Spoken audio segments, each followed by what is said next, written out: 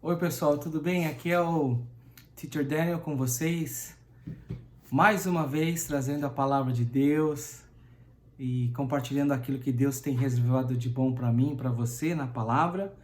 E hoje eu gostaria de compartilhar com vocês mais um salmo, o Salmo 60. Semana passada numa live, acho que a gente compartilhou um pouco do Salmo 91. E eu acredito que é nesses momentos onde a gente está passando por tanta coisa, né? Tem a pandemia e agora todos esses movimentos sociais por causa do racismo, por causa da morte de George Floyd, um homem negro na mão da polícia. Então é nesses momentos onde a gente tem que se voltar para a palavra de Deus, buscar a Deus e buscar a direção de Deus para saber como fazer. Então agora eu gostaria que a gente focasse nesse salmo aqui, ó, no Salmo 60. Porque é um salmo tão bonito e tão apropriado para o que para os dias de hoje, né, para o que a gente está passando. Então, se você tem uma Bíblia com você aí, abre no Salmo 60 e aí a gente vai ler esse salmo. Antes da gente ler o salmo e começar a falar mais sobre esse salmo, vamos orar a Deus então, pedindo a direção de Deus? Senhor Deus, muito obrigado por esse momento hoje, onde a gente tem essa oportunidade maravilhosa de ler a Tua Palavra. Ó Deus, fala conosco hoje, perdoa os nossos pecados, ó Deus, nos momentos que nós temos falhado em estar no centro da Tua vontade. Perdoa-nos, ó Deus, nos lava com o sangue precioso de Jesus Cristo e nos torna cada vez mais santos como o Senhor é, santo. Ó Deus, obrigado, abençoa as nações, abençoa o Teu povo no momento dessa pandemia, no momento dessas revoltas e desses protestos que crescem. Ó Deus, traga a Tua paz sobre todos aqueles que invocam o Teu nome. Obrigado, Senhor. Oramos em nome de Jesus. Amém. Então, como eu disse para vocês, hoje a gente vai estar lendo o Salmo 60. Deixa eu começar lendo o Salmo para você. Acompanhe a leitura do Salmo na sua Bíblia aí. Eu vou estar lendo na minha versão. A versão que eu estou utilizando é a versão Almeida atualizada, mas fica à vontade de utilizar a versão que você acha mais confortável para você. Então, esse daqui é o Salmo 60. Olha o que Deus fala na sua palavra. Ó Deus, Tu nos rejeitaste e nos dispersaste. Tens estado indignado. Ó, restabelece-nos. Abalaste a terra, fendeste-a, repara-lhe as brechas, pois ela ameaça ruir.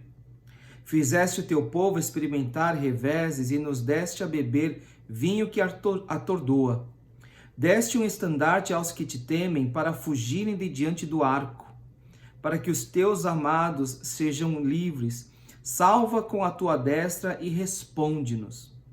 Falou Deus na sua santidade, exultarei, dividirei Siquém e medirei o vale de Sucote. Meu é Gileade, meu é Manassés, Efraim é a defesa de minha cabeça, Judá é o meu cetro.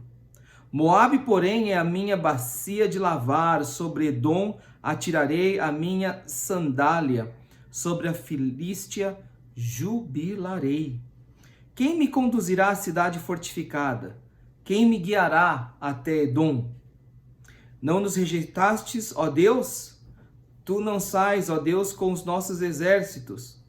Presta-nos auxílio na angústia, pois vão é o socorro do homem. Em Deus faremos proezas, porque Ele mesmo calca aos pés os nossos adversários. Esta, então, é a palavra de Deus para nós hoje. Então, como eu falei no dia que a gente compartilhou sobre o Salmo, então se você não teve a oportunidade de ver a nossa live sobre o Salmo 91, volta lá e dá uma assistida, porque realmente vale a pena, porque o livro dos Salmos é um livro que tem muita coisa para falar ao nosso coração, especialmente quando a gente passa por momentos assim de angústia, de tribulação, e a gente quer entender a vontade de Deus. Se você for estudar o livro dos Salmos, você vai ver que existem diversos tipos. Por exemplo, o Salmo 91 é um salmo que nos ensina, né?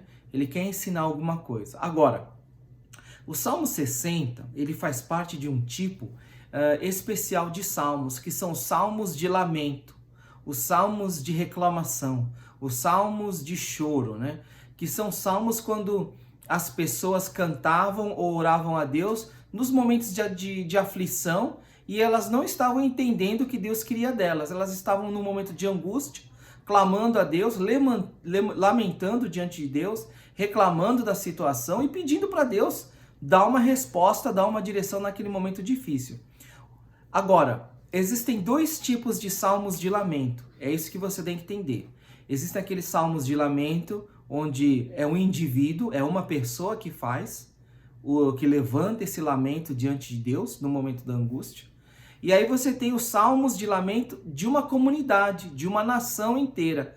Então, esse Salmo 60 que a gente vai estudar hoje é um salmo de lamento da comunidade. É um grupo de pessoas, é um reino, é uma nação se levantando para Deus e buscando a direção de Deus no momento da angústia, lamentando diante de Deus por causa de uma situação difícil. Então, é isso que eu gostaria de trazer para vocês hoje, porque tem tanta coisa que a gente pode aprender, tanta coisa maravilhosa. Olha aqui, ó. Deixa eu compartilhar com vocês um pouquinho.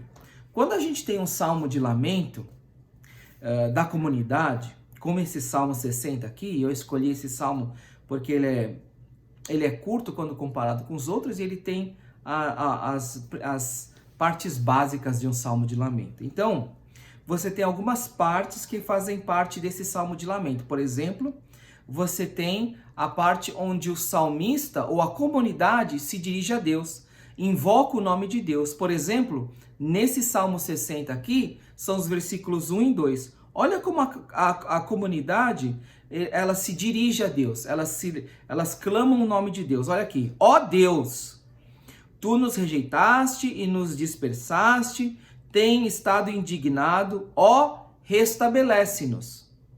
Abalaste a terra, fendeste-a, quer dizer, ele dividiu, né? Repara-lhe as brechas, pois ela ameaça ruir. Então, desde o começo aqui, naquela situação de calamidade, o que aquelas pessoas, aquelas pessoas que seguem a Deus, elas fazem? Elas invocam o nome de Deus. Parece uma coisa básica, mas não é.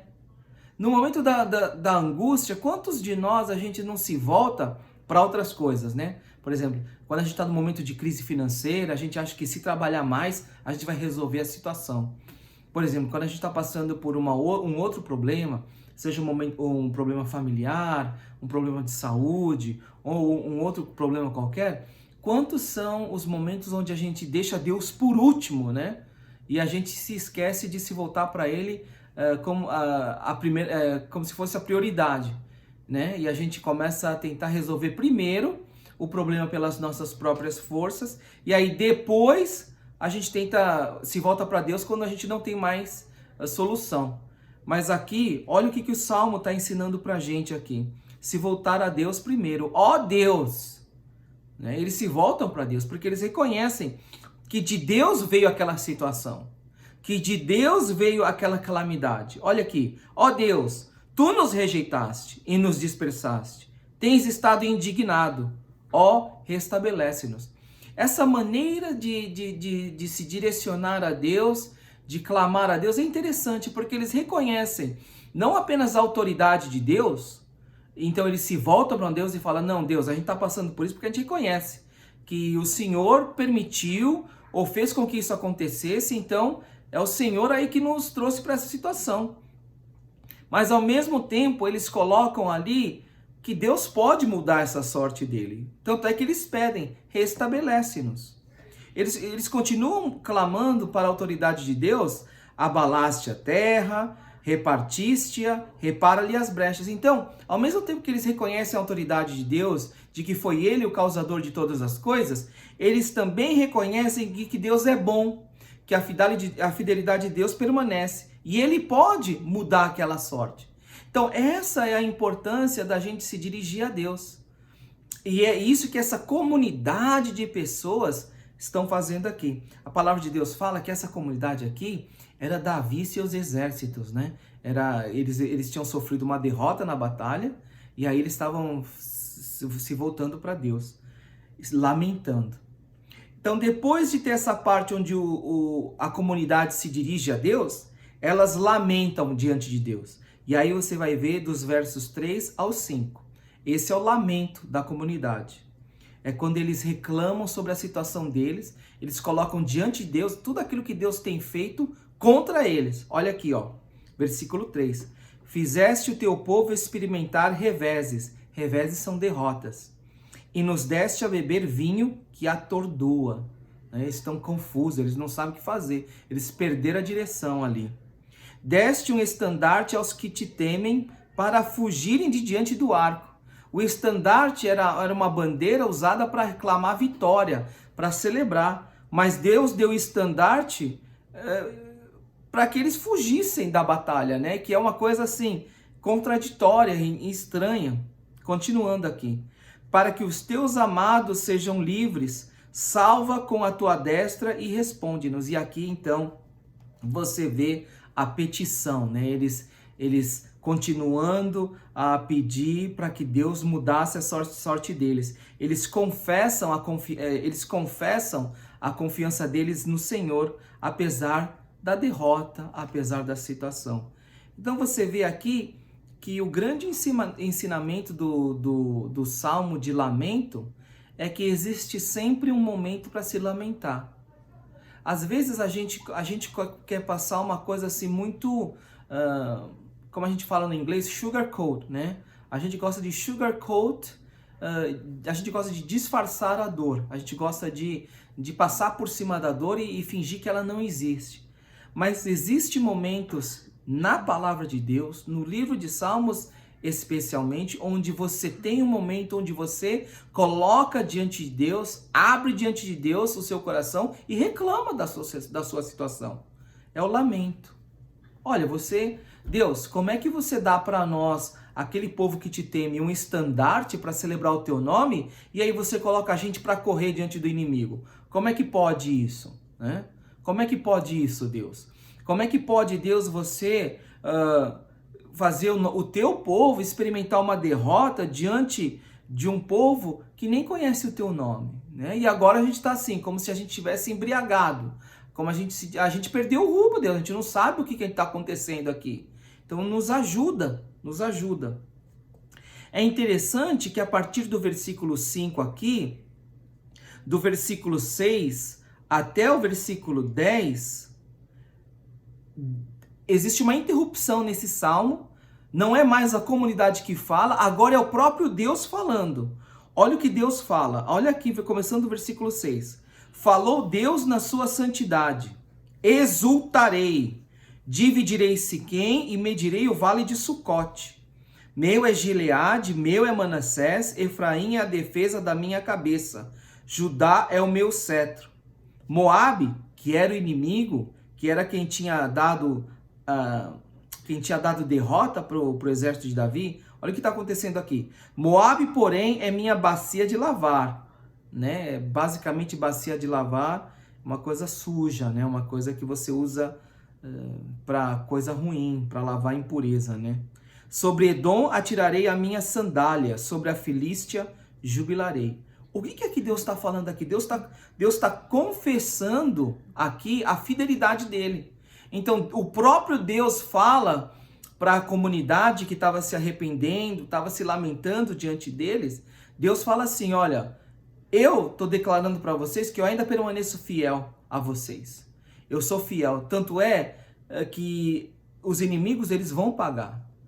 Porque vocês pertencem a mim. Basicamente é isso que Deus está falando. Olha que coisa maravilhosa, né? No momento daquela angústia, quando você pensa que Deus te abandonou, Deus fala da santidade dele, confirmando a fidelidade dele. Que Gileade, Manassés, Efraim, Judá ainda eram de Deus, né? Olha que interessante.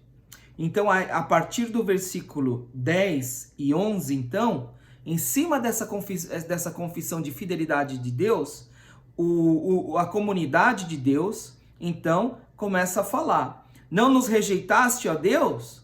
Tu não sais, ó Deus, com os nossos exércitos. E aí, então, eles pedem, essa é a petição, né? Presta-nos auxílio na angústia, pois vão é o socorro do homem. Então, é esse o pedido que eles colocam diante. Senhor, nos ajuda nesse momento de angústia, porque a ajuda do homem aqui não vale nada, é vã. E aí, então, eles terminam com a certeza, né, dessa fidelidade. Eles renovam a aliança, o compromisso que eles têm com Deus no versículo 12. Em Deus faremos proezas, porque Ele mesmo calca aos pés os nossos adversários. E você tem que se lembrar aqui que essa reafirmação de confiança, essa renovação do compromisso com Deus, vem antes de Deus fazer alguma coisa. É baseado somente naquilo que Deus falou. Eles vão diante de Deus, clamam o nome de Deus, lamentam diante de Deus, e aí Deus fala com eles, e aí depois do que Deus fala, aí naquele momento que acontece, eles falam, não, Deus, o Senhor faz proezas, por isso em Ti nós vamos experimentar essas proezas, porque o Senhor é quem calca os pés dos nossos adversários. É o Senhor que está lutando por nós. E aqui essa é a comunidade clamando para Deus. O que a gente pode aprender como comunidade, como povo de Deus, no momento de pandemia, no momento de protesto, no momento onde o país e quase que o mundo inteiro está atordoado como se estivesse embriagado, né? Nesse momento tão difícil. Muito importante, então, que a gente tem que aprender, a primeira coisa é não deixar Deus de lado. Achar que Deus agora não resolve nada. Pelo contrário, são nos momentos difíceis, nos momentos onde a tribulação parece que está nos vencendo, que a gente tem que se voltar para Deus. Deus sempre e será a prioridade no momento de angústia. Deus sempre é a prioridade número 1 quando nós estamos no meio de um problema, quando os tempos parecem confusos. Deus é a prioridade número 1. Por isso que eu sempre falo para vocês que agora, nesse momento, é momento da igreja orar. É momento da igreja se curvar diante de Deus e buscar a Deus.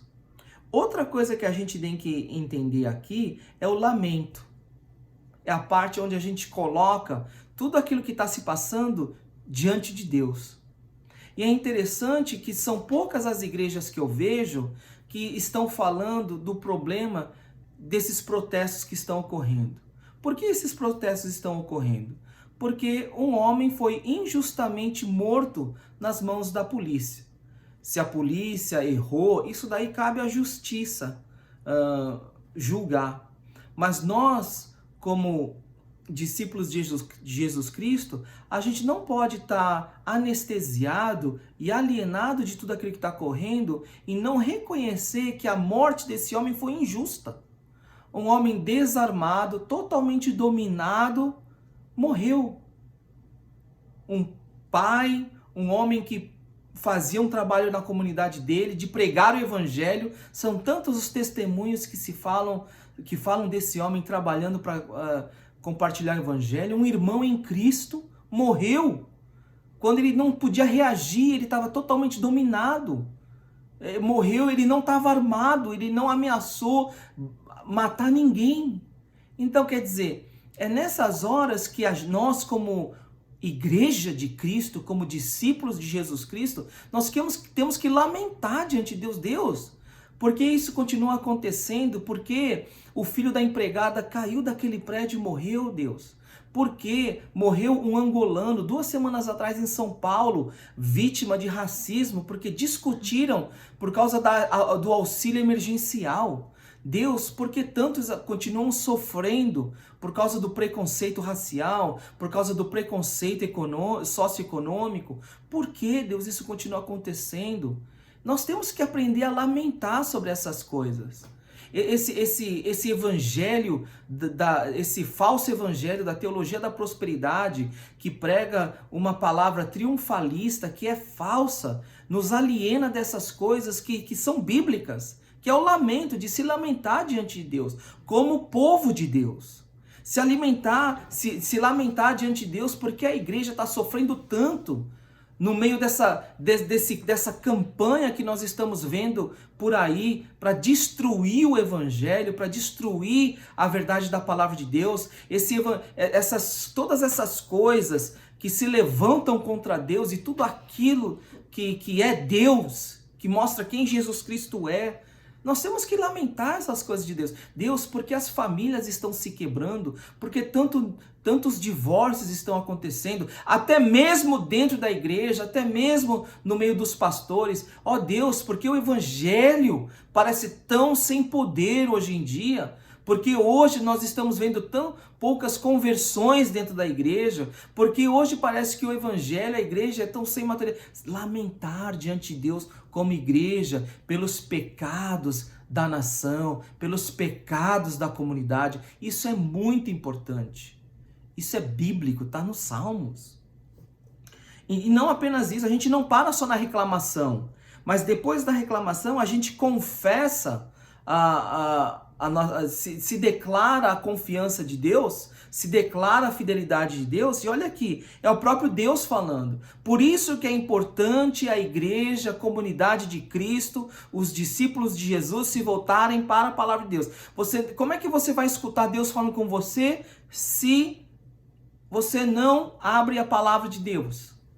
Ah, mas fala através do pastor. E se o pastor não pregar baseado na palavra de Deus, aquela mensagem que ele traz pode ser tudo, mas não é bíblica, não é palavra de Deus. Para que uma pregação, uma mensagem seja bíblica, a mensagem deve estar baseada única e exclusivamente na palavra de Deus. Senão, aquilo lá é talk, é discurso, é mensagem motivacional, mas não é palavra de Deus. Daí a necessidade de você primeiro tomar conta da sua vida espiritual e buscar na palavra o seu alimento. E aí depois buscar empregadores que são fiéis à palavra de Deus, não fiéis a filosofias, fiéis a ideologias, fiéis à palavra de Deus e aquilo que a palavra de Deus fala. A palavra de Deus controlando a interpretação e a exposição da palavra. E aí você tem então Deus falando com você e confirmando a fidelidade dele. E aí você tem a petição, né? Pedindo para Deus curar as nações, trazer uma cura para esse coronavírus. Senhor Deus, tantas pessoas morrendo no Brasil, ao redor do mundo, por causa de uma doença que por enquanto não tem cura. Então Deus, nós pedimos agora, traz essa cura o mais rápido possível, traz sabedoria para os governantes, para que eles possam tomar as decisões certas. Tudo aquilo que tem sido uma barreira para que se morresse menos gente, para que se apressasse essa cura, ó Deus, remove agora. Então pedindo para Deus, né? Pedindo para Deus acabar com o preconceito racial, acabar com o preconceito contra o pobre, acabar contra qualquer e todo tipo de preconceito. Ao mesmo tempo, Deus abençoar esses negócios que foram depredados e saqueados por pessoas criminosas, proteger as autoridades, especialmente a polícia, que é encarregada de nos proteger, né? Então é para Deus abençoar e Deus dá paz, para que eles possam fazer o trabalho deles de uma maneira onde eles não se sintam ameaçados e não tenham que usar da força extrema, né? E acaba acontecendo o que aconteceu. Porque só uma pessoa se alegra com o que aconteceu, e essa pessoa é o diabo. Não tem uma pessoa que se alegra com o que aconteceu. Só uma pessoa se alegra quando morre o próximo. É o diabo. Só uma pessoa é indiferente quando se morre alguém. É o diabo. Todo aquele que tem o Espírito de Cristo se comove, tem empatia. Porque é impossível você não se solidarizar como discípulo de Cristo quando alguém morre. Seja esse uma criança dentro do útero, seja esse um homem adulto, seja esse um negro, um branco, seja esse pobre ou rico. Se você é um discípulo de Cristo, você tem empatia, você se solidariza e você não se conforma com a morte, porque a morte de uma vida é algo precioso aos olhos de Deus. E aí então você termina, né, com uma confiança. Aquele que segue a Cristo, aquele que faz parte da comunidade do reino de Deus, não é uma pessoa que vive no negativo, que vive na derrota, mas ele sempre é renovado pela esperança, porque essa esperança é baseada na pessoa de Deus. Da mesma maneira que o Salmo terminou, em Deus faremos proeza, porque Ele mesmo calca aos pés os nossos adversários, então nós terminamos também com essa segurança, que em Deus ainda nós veremos. Em Deus ainda nós veremos a cura. Em Deus ainda nós veremos a libertação. Em Deus ainda nós veremos a transformação, porque Deus pode todas as coisas. Porque Deus, Ele é o maior interessado em transformar essa situação. Porque Deus é o primeiro que chora quando alguém morre por causa de uma injustiça. Porque Deus é o primeiro que o coração dói quando alguém morre injustamente. Então, sabendo que Deus é o maior interessado em todas, que Ele jamais esqueceu o que está acontecendo, a gente em Deus renova as nossas esperanças como comunidade. Por isso, meu amigo e minha amiga, você que está nesse coffee break comigo hoje, compartilhando essa palavra, escutando esse Salmo 60, eu gostaria que agora nós fizéssemos parte dessa comunidade. Que você orasse por essa comunidade de pessoas que querem uma igreja diferente, que não querem mais uma igreja, mas querem uma igreja diferente. A igreja que é bíblica, que é uma igreja ensinadora, uma igreja que tem coragem de mudar, uma igreja que tem coragem de fazer aquilo que é certo, uma igreja que prioriza servir a comunidade.